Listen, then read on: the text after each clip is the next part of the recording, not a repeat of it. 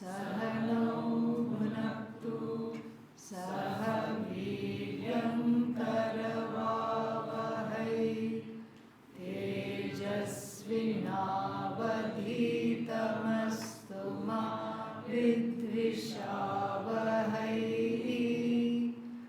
ॐ शान्ति शान्ति शान्तिः। द्वाविमौ पुरुषौ लोके क्षरश्चाक्षर एव च क्षरः सर्वाणि भूतानि कूटस्थोऽक्षर उच्यते।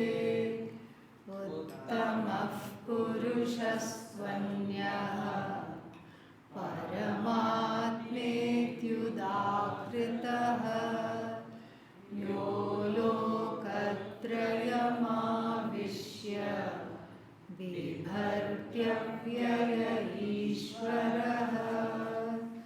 यस्मात् शर्मतीतोऽहम्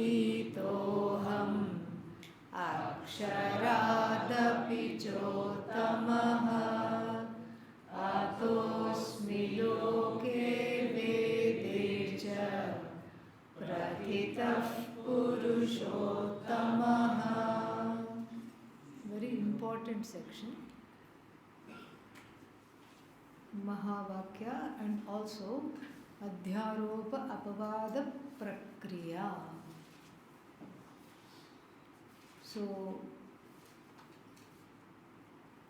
essentially formless, nameless, existing as Chaitanya, consciousness, with what Adi Shankara's favorite expression, what he likes to call it as Nitya, Shuddha, Buddha, Mukta, Swabhava.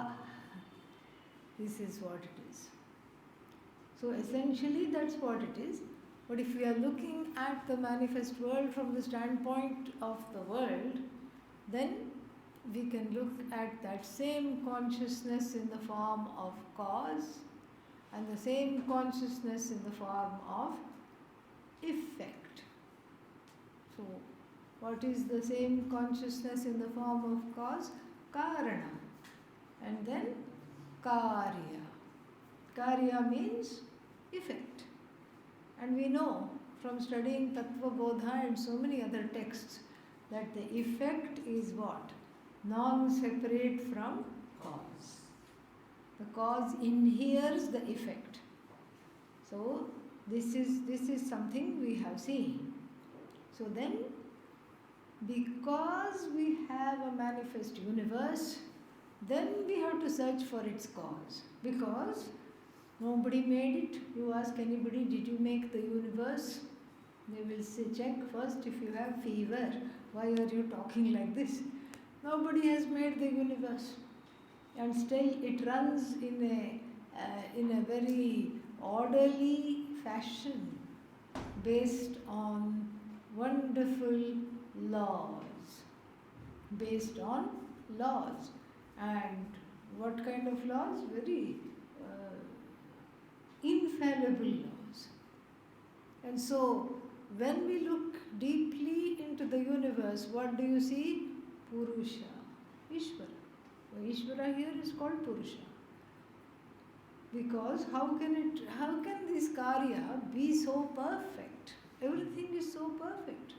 Everything is just exactly where it needs to be, how it needs to be. Even though we say it doesn't need to be this way at all. And why do we say that? Because of our own ragadveshas. We say this is wrong. This is not how it should be. How should it be? It should be some other way because that's what I want. But really speaking, it is how it is because it is sthane. We saw that expression in the 11th chapter. Sthane means it is absolutely in an orderly way perfect. Even though I, because of my own subjectivity, may not think it is perfect, it is in place. And see, Bhagavan's job, so many people's karma has to intersect with so many other people's karma.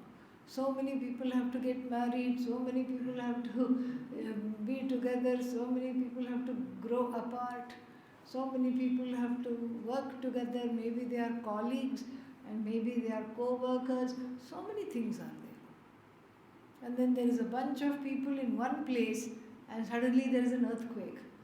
And some people succumb to this earthquake in a group. This is collective karma. It has to go like that, even though it's very painful. And sometimes we find that somebody was going to be there, but then they suddenly got called to another city, they were not there at all, or they were not there at that particular site at that time. That too is in order.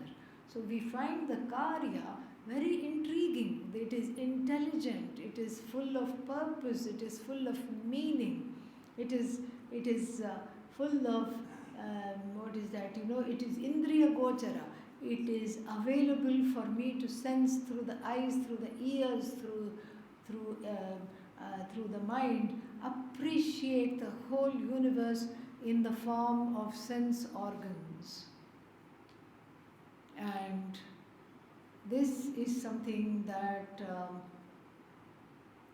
we have to look at and see, appreciate this whole Jagat.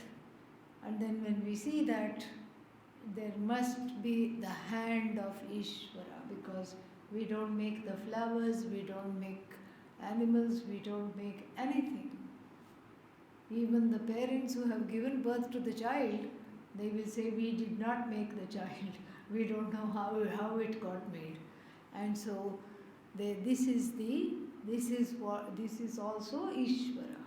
Even though it's in the form of Nashvara, it is still Ishvara. Nashvara means what? Subject to destruction. Nasha. Subject to being destroyed. Even though it's Nashvara, it is Purusha, Ishvara. That's why it is called Kshara Purusha. Impermanent Ishvara. What Ishvara? Even to say that sounds funny. But an impermanent iteration of Ishvara, but nonetheless what? Ishvara. So we have an impermanent iteration of Ishvara called Kshara Purusha in these three verses. And then we have Dvau Imau. Two kinds of Purushas are talked about in the world. So when we talk of the manifest world, these two come because we have a world to account for. Kshara Purusha in the form of everything that is ultimately one day or another subject to destruction. Then who caused this Kshara Purusha?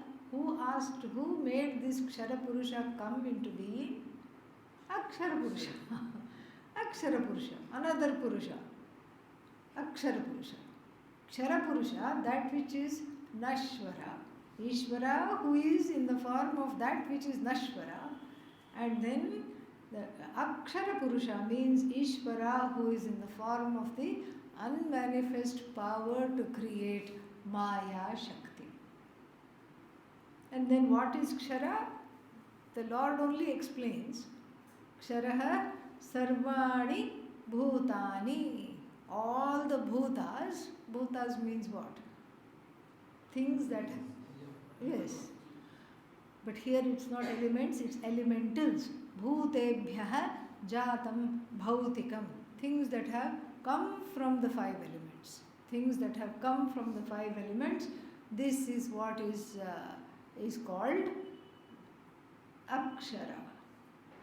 That which is causing this to come from the five elements, etc., is called Akshara. Things that have come from the five elements, Kshara. Then what is the definition of Akshara? Kutasthaha Aksharaha Uchyate. Akshara, Maya is called Kutastha. Normally the word Kutastha is a word that is used for Atma. It is like the anvil that the cobblers use. Over there they bang the nails on the shoe or use it to sew up the shoe that, shoemakers use this. Cobblers and shoemakers and people who repair the shoes use this. It's a funny looking yantra with lots of projections everywhere and very, very heavy. So even though the person is taking the shoe and gluing the soles together and hitting it, that doesn't go anywhere. It's a adhisthana for the making of the shoe. So kutastha, kuta means that. Kutastha means it has two derivations. Kutavat tishtati. Like an anvil, it stays in place. It is the witness of everything that comes and goes. Itself does not do any action, no coming, no going. Who is this? This is Atma. That is not the meaning here, however. Why? We know contextually. Because the Atma is the third Purusha. Because there are three Purushas. Will the real Purusha please stand up? That's what the question we have to ask. Who is the real Purusha? Three Purushas are there. Very confusing if we don't understand properly. So the second Purusha is the Shakti that brought about the first Purusha, which is Maya Shakti. And then so Kutastha here means Kute Tishtati. It is in Kuta. What is this Kuta here? Adi Shankara says it's a kind of an amorphous blob, shapeless blob, meaning it has this veiling power. Kutilayam gatau tishtati. She who stays,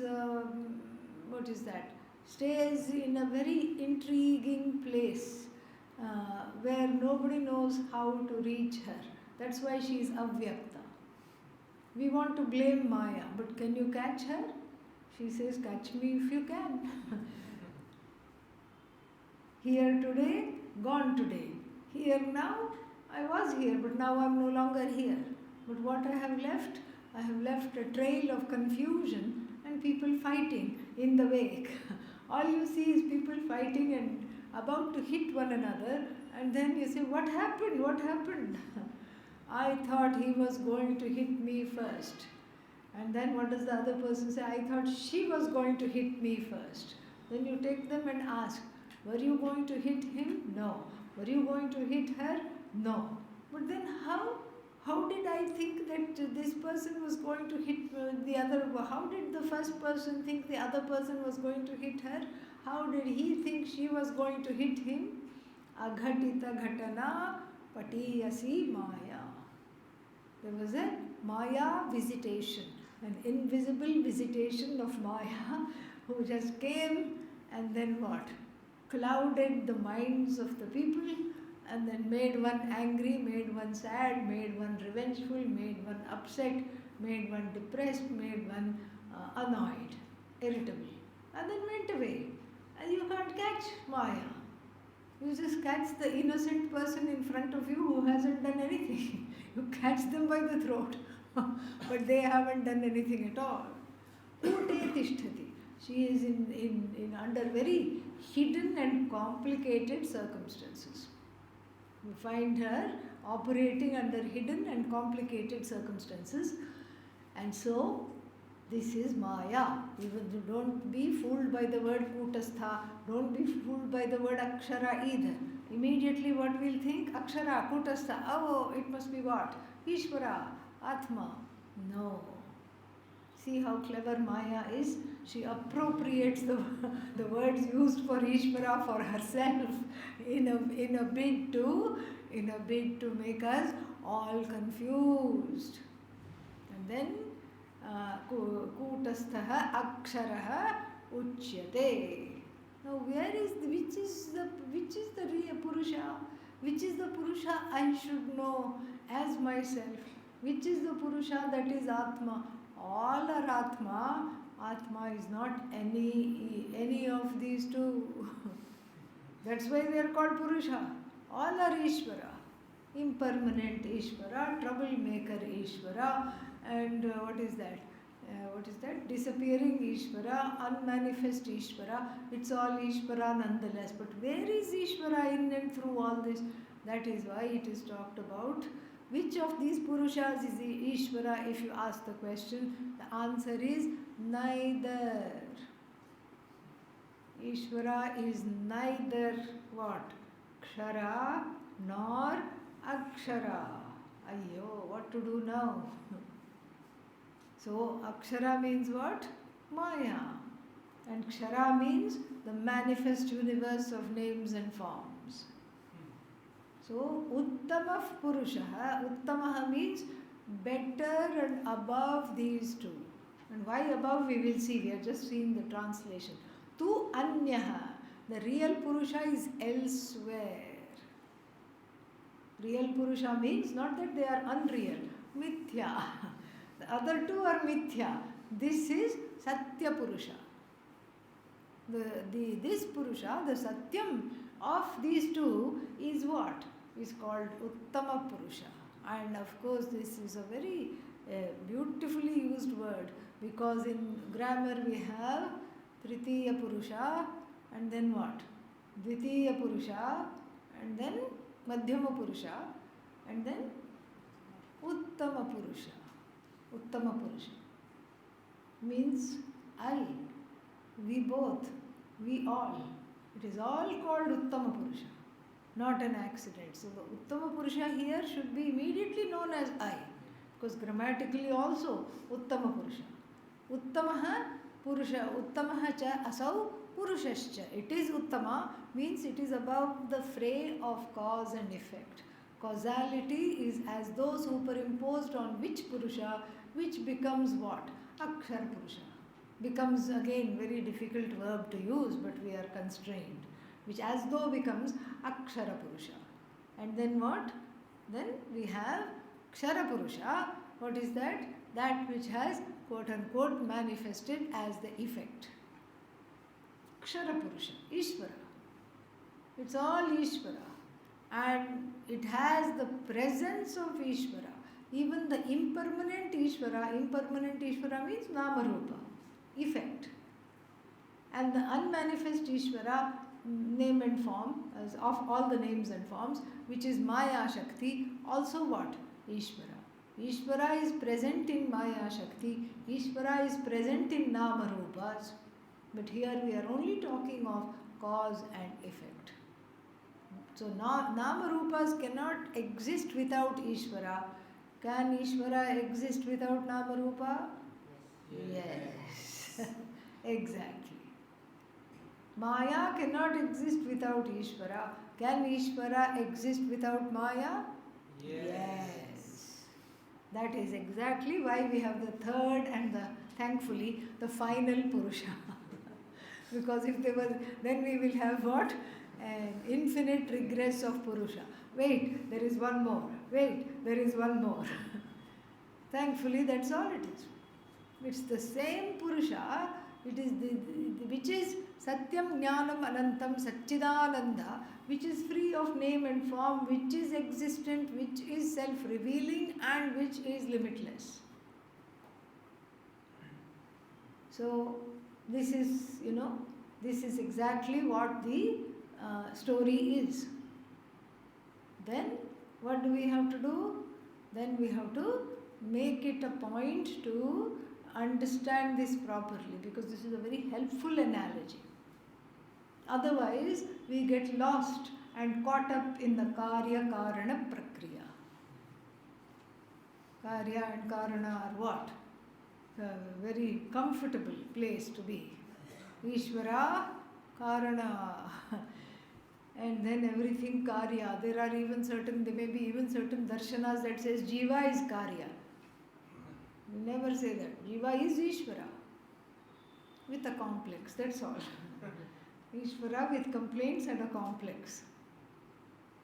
So, the Karana Karya Prakriya is a very comfortable, it's like wearing old shoes, which are very nice.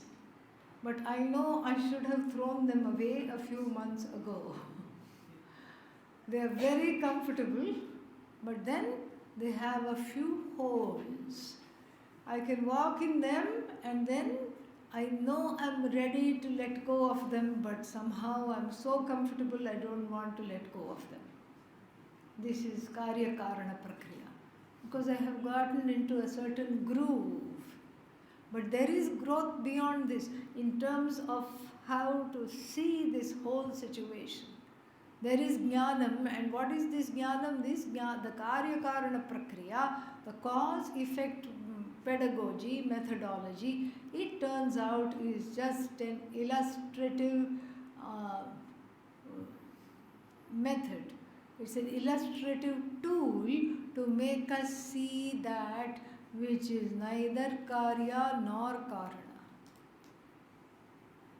But then we have to account for the manifest universe. Somewhere we have to bring in this, because you can't say the universe is anatha, it is an orphan. You cannot say that.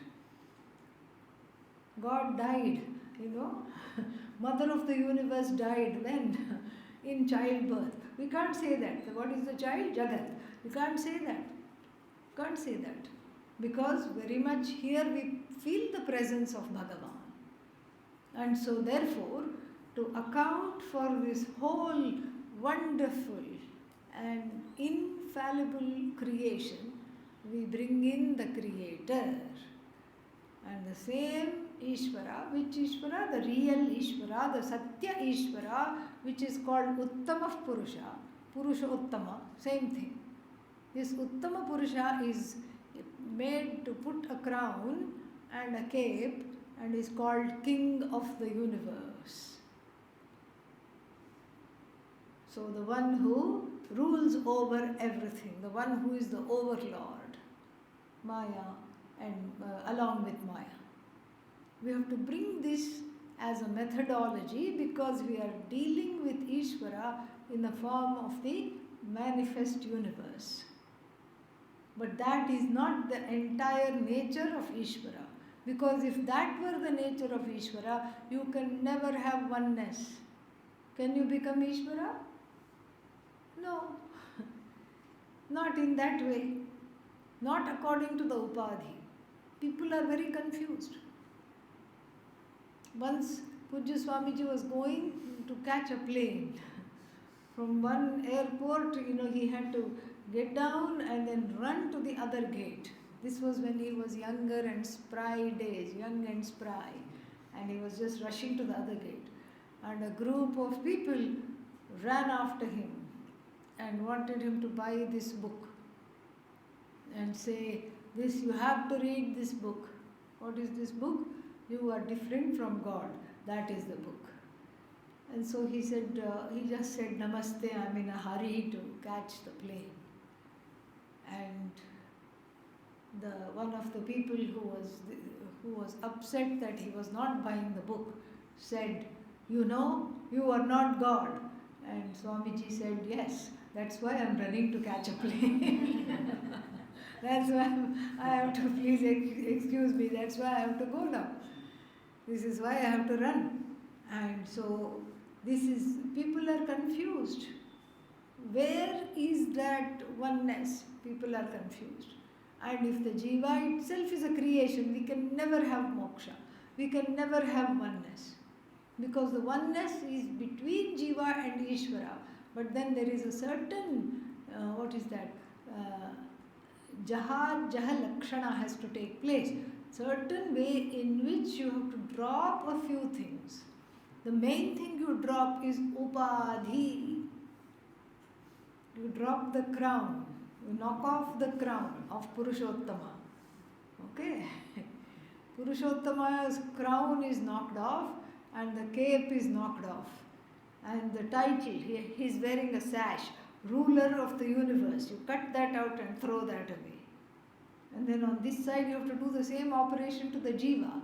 You cut out the tatters that the Jiva is wearing, lined with tears. Nobody loves me, sash. I am an idiot. And wearing a dunce cap, okay, fool's cap, sitting in the corner. You take that all out. What is when this unveiling is done, both are what? Satchidananda Atma. Purushottama, when all the accoutrements of Ishvaratvam are taken away, Upadhitaha, then what is there is Uttama Purusha grammatically. I. That is what is there. On both sides is what? I. That's all there is. The I dressed up with tears, fears and complaints. One iteration of this I, miserable I. And the other one is what? The same I, consciousness, dressed up with the title, creator of the universe. Creatrix also here is talked about. Maya Shakti. And so therefore, this is just, the whole Vedanta Shastra is unveiling. This is all Mahavakya. This is why this chapter is so fantastic. And the essence of the Bhagavad Gita is in this chapter, totally. And so, Uttamah Purushaha tu Anyaha. So this I, this consciousness is other than the Karana, the cause, other than the Karya. That means what? What about the cause? Cause is non-separate from Purusha. Purusha is separate from the cause. Everything is Purusha. Purusha is not any one thing. Otherwise it can't be everything. Uttamah Purushastu Anyaha, and that Purusha gets a title. What is that? Paramatma. Atma. This Atma. Atma, that is Para. Para means beyond cause, beyond effect. Beyond means what? Not beyond Ananda. Beyond cause, beyond effect, where the cause effect is just a methodology to illustrate that which is causeless and effectless. That from which nothing has come, that which is not any, separate, anything separate from itself. So, Paramatma iti udakhritaha. Yaha lokat. So, what is this Paramatma? Lokatrayam avishya, pervading all the three worlds. Three worlds means bhuhu, bhuvaha, swaha. But actually there are 14. This is Vedic mathematics. When it says three worlds, we have to, add 11 more and make it 14. What are the bhuhu, bhuvaha, suvaha, mahaha, janaha, tapaha, satyam. And then the other uncomfortable lokas, 7 up, 7 down. 7 down are what? Atala, vitala, sutala, talatala, rasatala, mahatala, patala. All of them are pervaded by Ishvara. Lokatrayam avishya bibharti. Bibharti here doesn't mean protects. Sustains by its very presence. Without its presence, nothing is. We saw this morning class, is, asti, asti, asti, asti. Flower is. And then what? Flower is not independently is, because flower is means what? What is this flower? It has this many petals, I will say.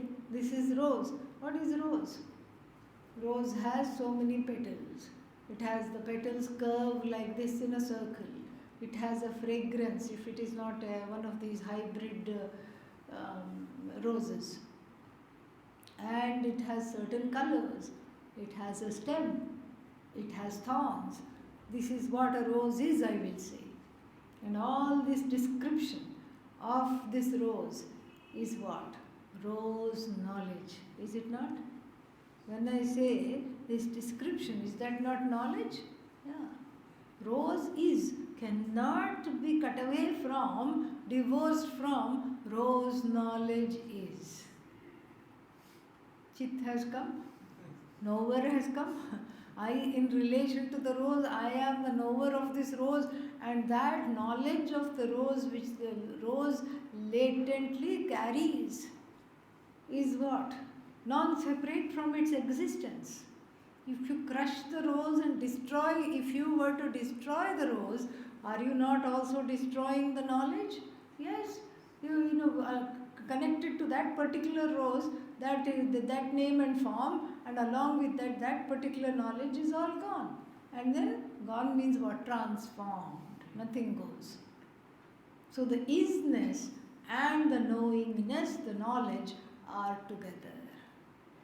For how long? Forever.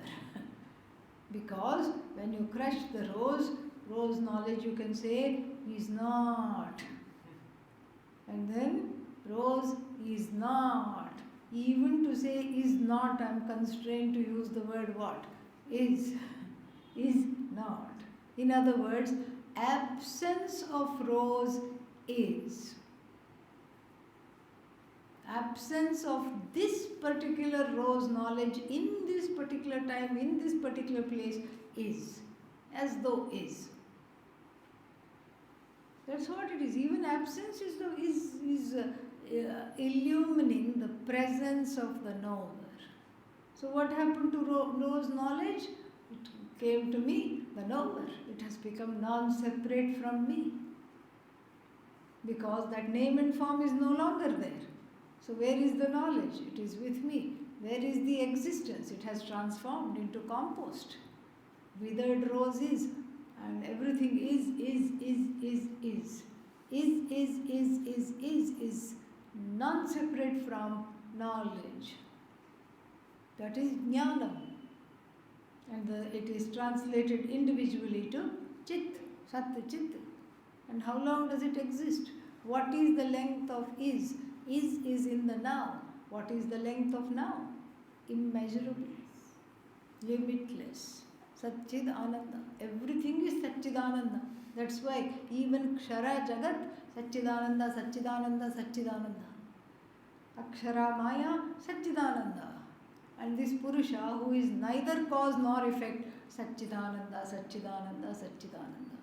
That's all it is. You take away the upadhi, as it were, cognitively you dismiss the upadhi. What do you get? Ishvara. As Satchidananda. Yo lokatrayam avishya bibharti means sustains by its isness, sustains by the knowledge, sustains. Meaning without it nothing is. Yasmat ksharam atitaha. Yasmat ksharam atitaha. And then this is Lord Krishna talking, not Arjuna. So Yasmat means because I am beyond that which is coming to an end. And superior to that which is unmanifest. I am beyond that which comes to an end, meaning I am unending. And I am not just the unmanifest. The unmanifest is just one small avatara of me. Don't mix it up thinking that that is me alone. That is not just me. I am more than that. Aksharaadapi uttamaha. That's why ataha asmi. Therefore I am where? In the world and in the Veda, famous pratithaha. And this is, I am famous. I am very renowned. You can Google Purusha and see how many hits come. So, this I am beyond that. I am beyond, above the imperishable, beyond the imperishable, and therefore I am well known. I am famous as what? Everybody calls me Purushottama, Purusha for short. Purushottama. And we saw the derivation of Purusha, two derivations. One is sleeping in the citadel. Will we take that derivation here? No. If we take that derivation here, that means we are sleeping right now. And so, the other derivation is what? Sarvan Purayati. That which fills up everything. That is the derivation we have to take. Sarvan Purayati iti Purushaha. And then this is what is Purusha. And then the last two sums up the teaching very well. Yo mam evam samudhaha.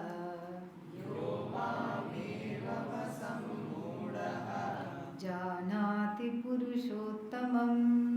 Janati purushottamam. Sasarvavid bhajati mam. Sasarvavid bhajati mam. Sarvabhavena bharata. Sarvabhavena bharata. Iti guhyatamam shastram.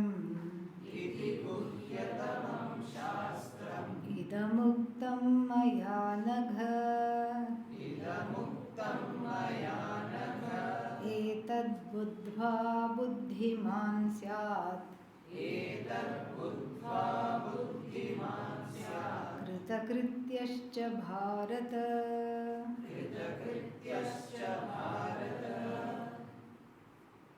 यह माम एवं the one who knows me in this manner.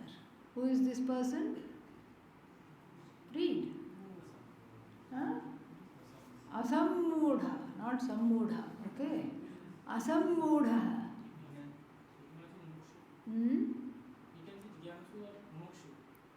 Jnani, not mumukshu. Jnani. Asammudha means no longer nicely deluded. Sammudha, happily deluded, doesn't even know that they are deluded. Here, asammudha, not at all nicely deluded, means nicely enlightened. The one who knows, the jnani, who knows me in this manner, yo mam evam janati, then what happens to them? Sarvavid bhajati. That person is a sarvavid. We won't call a mumukshu a sarvavid. Sarvavid. Sarvavid means what? All knower. That is sarvavid. No, but I don't know Chinese. Only Chinese food I know. That's all. What is that they eat? Momo.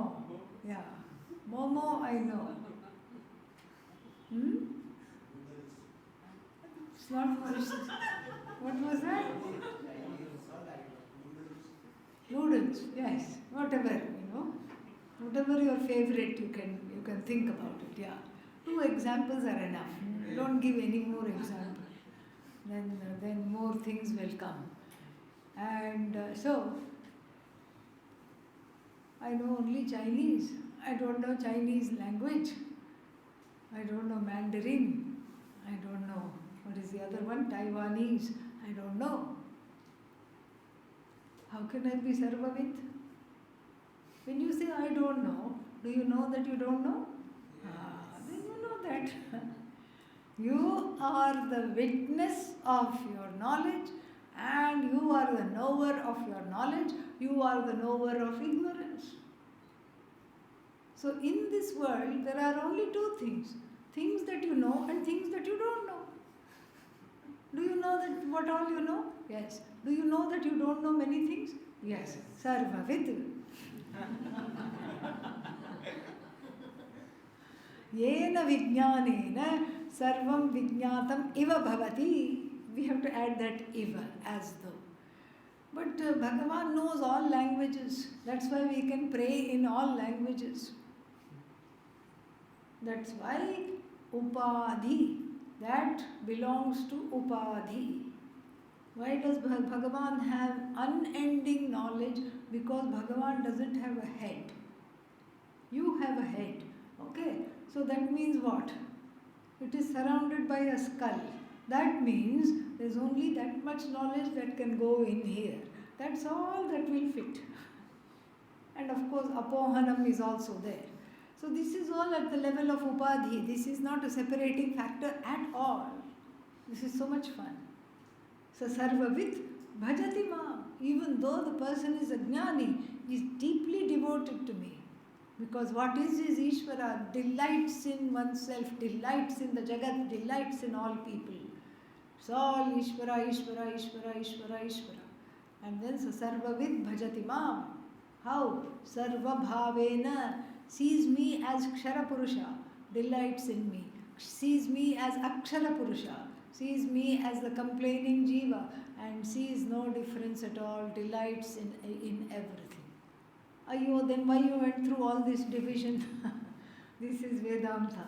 You as though divide in order to see that there is no division. It's a vision of no division. Sarva bhavena. Sarva bhavena means all these 3 bhavas. We saw what? Kshara bhava, Akshara bhava and Uttama. That which is free of upadhi, the person can appreciate.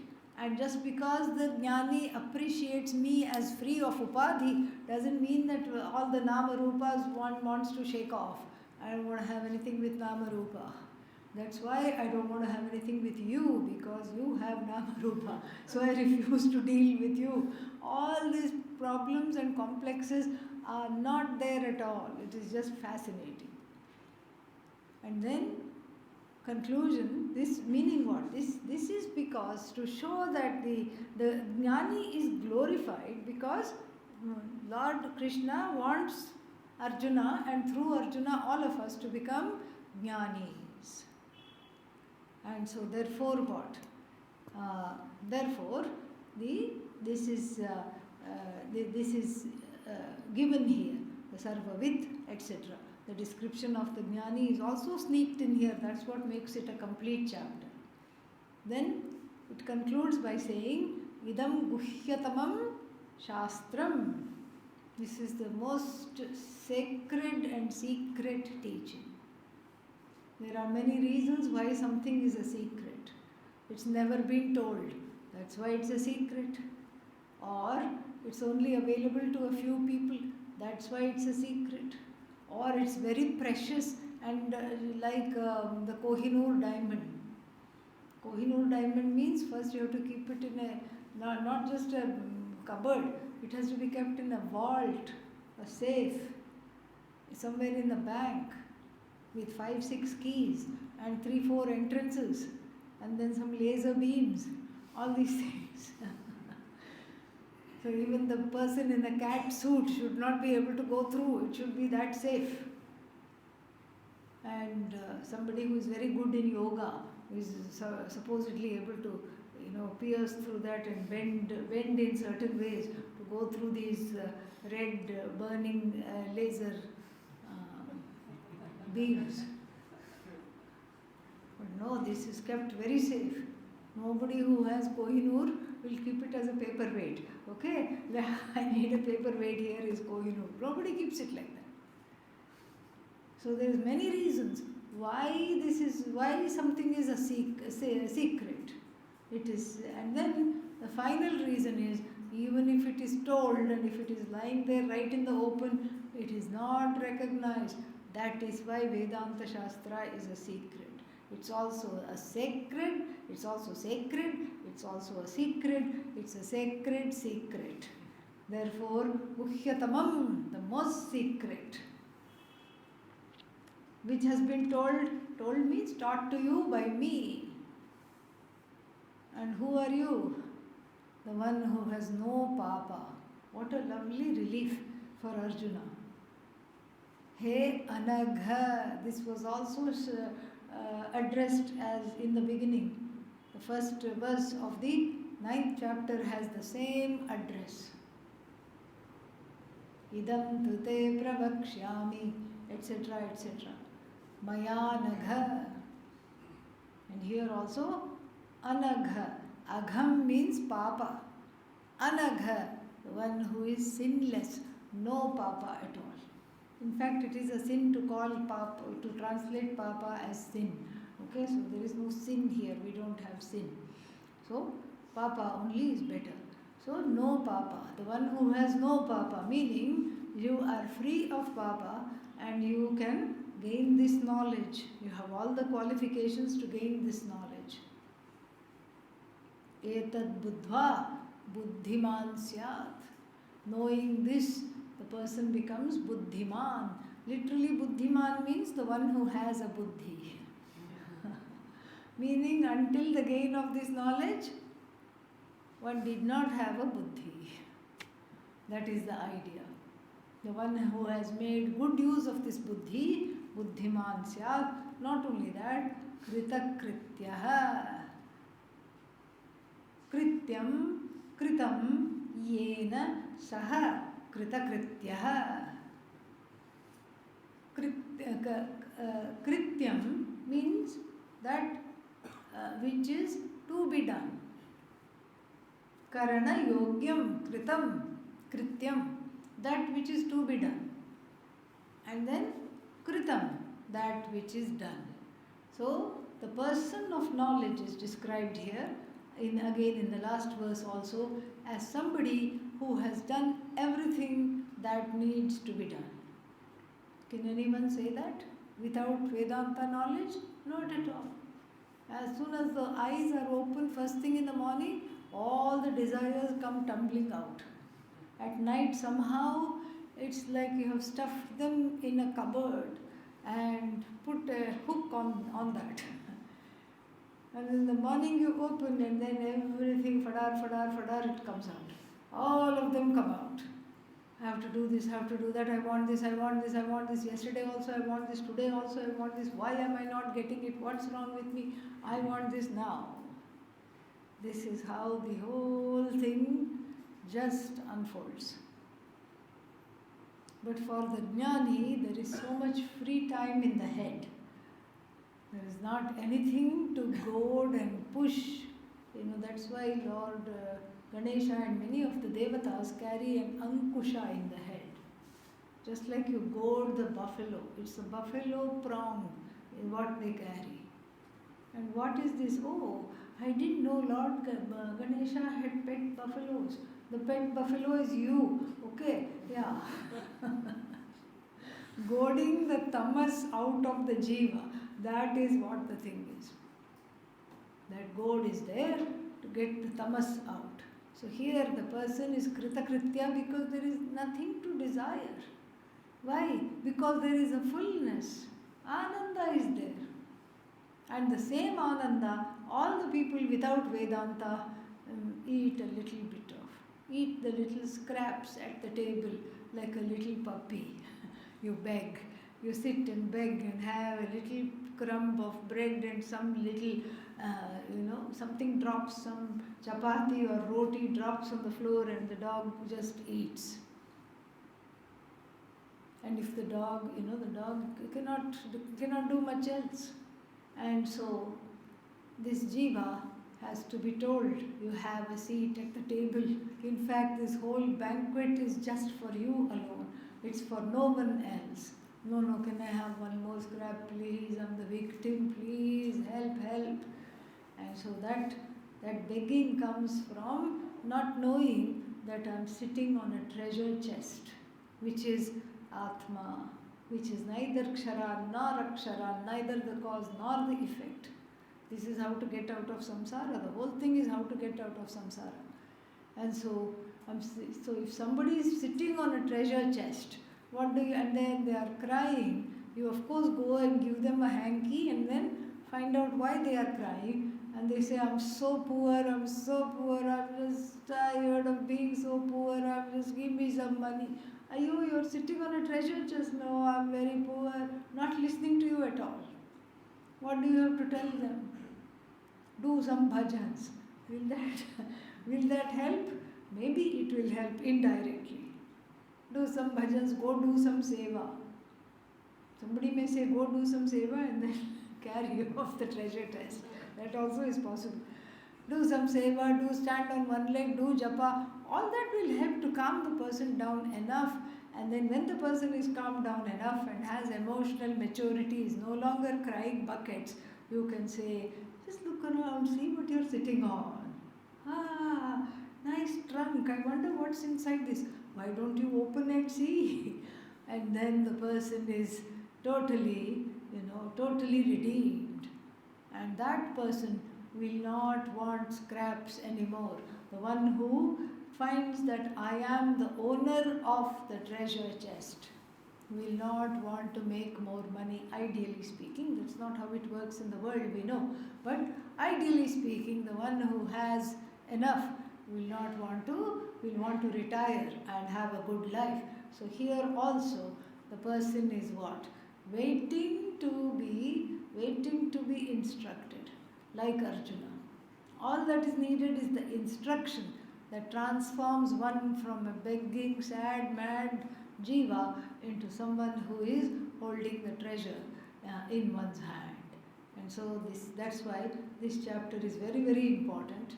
We have the samsara, we have how to get out of samsara, we have the qualifications, we have Mahavakya, how one is really Ishvara, we have that Ishvara as Shuddha Chaitanya, neither Karya nor Karana, but non-separate from both Karya and Karana. Karya and Karana are non-separate from Ishvara. Ishvara is separate from all of them. And then the Jnani Lakshana and how one can go on this path. It's a very complete chapter. The whole essence of the Bhagavad Gita is right here. Very, very important chapter. Om Tat Sat. Iti Srimad Bhagavad Gita Upanishadsu Brahma Vidyayam Yoga Shastre Shri Krishna Arjuna Samvade Purushottama Yogo Nama Panchadashodhyayah Om Purnamadah Purnamidam Purnat Purnamudachyate Purnasya Purnamadaya Purnamevavashishyate Om Shanti Shanti Shanti Hari Om